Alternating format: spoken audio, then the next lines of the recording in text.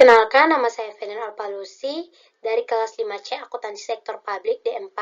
Di sini saya akan mempresentasikan hasil ujian akhir semester mata kuliah statistik, cara mengelola data pada aplikasi SPSS.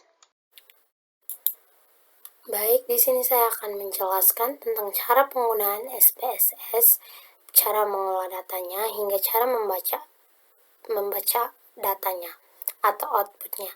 Kita masuk. Yang pertama saya akan memperkenalkan variabel SPIP ini adalah variabel X1, KSDM ini adalah variabel X2, PTI ini adalah variabel X3, serta KLK adalah variabel Y-nya.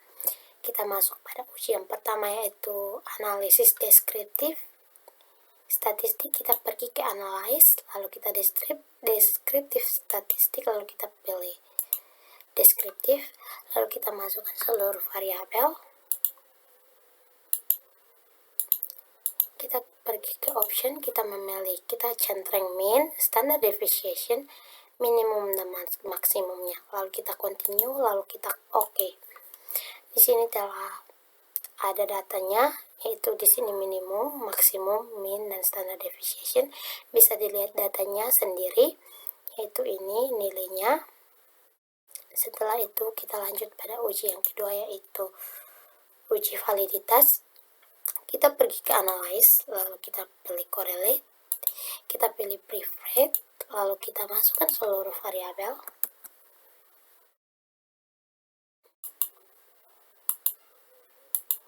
Pastikan correlation coefficients-nya itu person dan test of significance-nya itu totaled, lalu kita OK. Ini adalah datanya, seluruh data yang telah menjadi outputnya.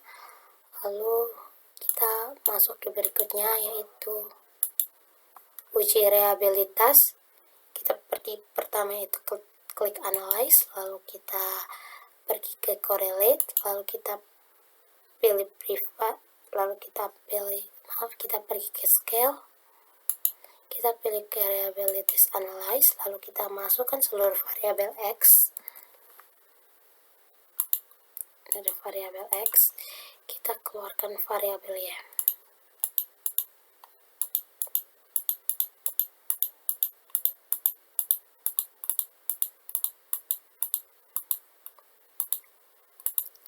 Lalu kita masukkan, lalu kita pastikan pemodelan terpilihnya alpha, lalu kita OK. Di sini nilai reliabilitasnya sudah keluar. Secara umum nilai korelasinya alpha dapat diinterpretasikan sebagai berikut, yaitu 0,70, yang kalau menurut standarnya itu ini penelitian yang digunakan harus reliable apabila lebih dari 0,50. Jadi di sini data kita sudah melebihi dari standar, yaitu 0,50, di atas 0,50 yaitu 0,770, yang berarti sudah sangat baik disebut datanya reliable. Lanjut, karena sudah mencukupi, kita masuk ke uji yang kedua, yaitu uji normalitas. Kita pergi ke regression analysis, kita pergi ke regression, lalu kita pergi ke linear,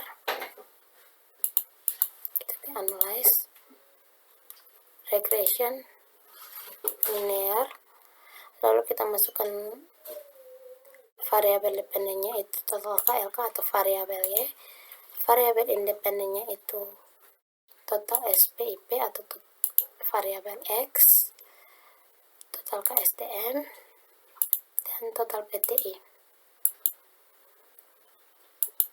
Lalu kita pergi ke statistik, kita pergi ke plot,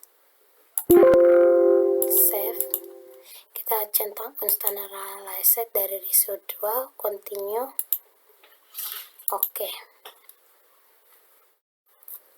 Di sini kita akan mendapatkan muncul nilai R1-nya ini. Lalu kita pergi ke analyze, kita pergi ke normatric test, lalu kita pergi ke legalisasi dialogs, kita pergi ke one sample KS, lalu kita masukkan variabel R1 nya yang sudah diuji tadi, kita oke.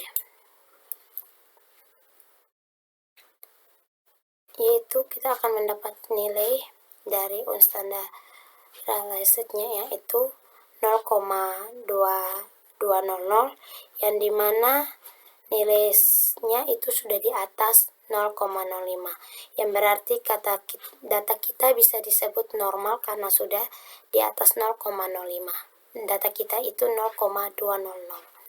Lanjutnya kita pergi ke uji multikoliniaritas, kita pergi ke analyze, kita pergi ke regression, lalu kita ke linear, lalu kita masukkan seluruh variabel yang tadi, lalu kita ke Stochastic, lalu kita centang collinear diagnosis, lalu kita continue. Oke.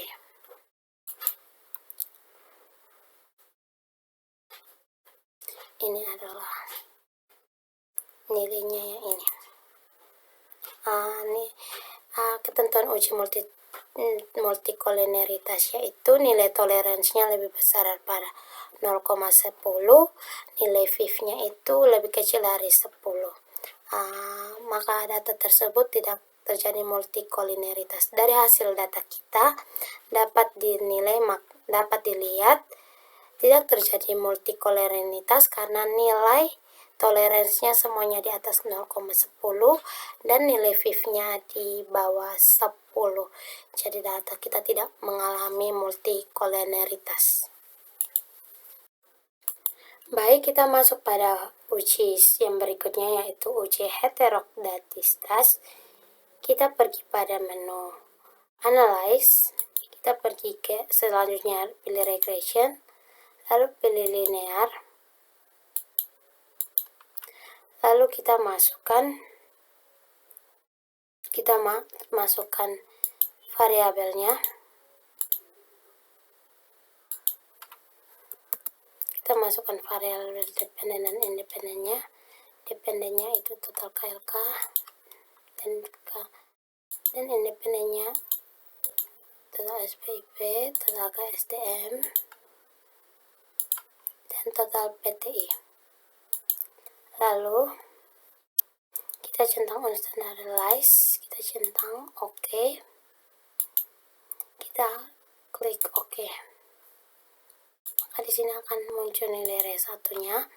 Lalu kita ke transform komputer variabelnya, kita klik target variabelnya ABS, numeriknya RS1, terus kita pilih convocation groupnya Artemic, lalu ABS Rex, lalu kita klik OK. Kita klik OK. Lalu kita pergi lagi ke analyze, kita pergi ke regression, lalu kita pergi ke linear, ganti variabel dependennya menjadi ABS res, lalu kita OK.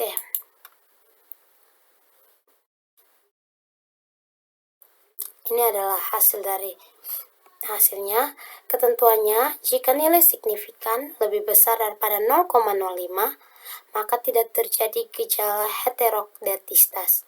Dalam model regresi sebaliknya, jika nilai lebih kecil dari 0,05, maka terjadinya gejala heterodatitas. Kita bisa lihat daripada kita, nilai signifikannya kita semuanya lebih besar daripada. Kita masuk pada uji berikutnya yaitu uji scatter plots. Yang pertama kita pergi ke analyze, kita pergi ke regression, pergi ke linear, lalu kita masukkan seluruh variabelnya. Metodenya harus enter, lalu kita pergi ke plots, kita masukkan masukkan spread pada variabel X dan spread pada variabel Y. Continue, kita OK. Ini dia, kita lihat. Ini adalah hasil dari chart scatter plotnya. Baik, kita masuk pada uji asumsi klasik. Yang pertama R2. Kita pergi ke Analyze. Berikutnya Regression. Selanjutnya Linear. Kita klik OK. Di sini saya akan membacakan hasil uji R-nya. Berdasarkan hasil uji R2 tersebut dapat disimpulkan, ini adalah hasil uji R-nya, dapat disimpulkan bahwa pengaruh antara variabel independen terhadap dependen adalah sebesar 84,3. Kita lanjut pada hasil uji F-nya. Hasil uji F-nya, berdasarkan hasil uji F tersebut, dapat disimpulkan bahwa dalam pengujian regresi menunjukkan hasil F terhitung sebesar 195,858 dengan tingkat signifikan adalah 0,000. Dengan tingkat signifikan 0,000 dapat disimpulkan bahwa model regresi ini layak diterima dengan tingkat tersebut karena tingkat signifikannya yaitu harus lebih kecil daripada 0,005. Ini tingkat signifikan yang kita dapat itu 0,000. Kita masuk pada hasil uji T. Hasil uji T yang ini, dari hasil uji T yang kita dapat dari 3 hipotesis yang diajukan, total SPIP 1 ya, atau X1 tidak berpengaruh signifikan terhadap total KLK atau Y1 karena nilai signifikannya yaitu 0,65, karena itu sudah lebih besar daripada 0,05. Sedangkan total KSDM atau X2, variabel X2 berpengaruh signifikan terhadap total KLK karena nilai signifikannya itu di bawah 0,05 yaitu 0,04. Selanjutnya, total PTI atau X3 memiliki pengaruh yang sangat signifikan terhadap total KLK. Total KLK yang ini karena nilainya itu 0,000 atau sangat kecil dari 0,00,5. Ini saja hasil dari presentasi saya.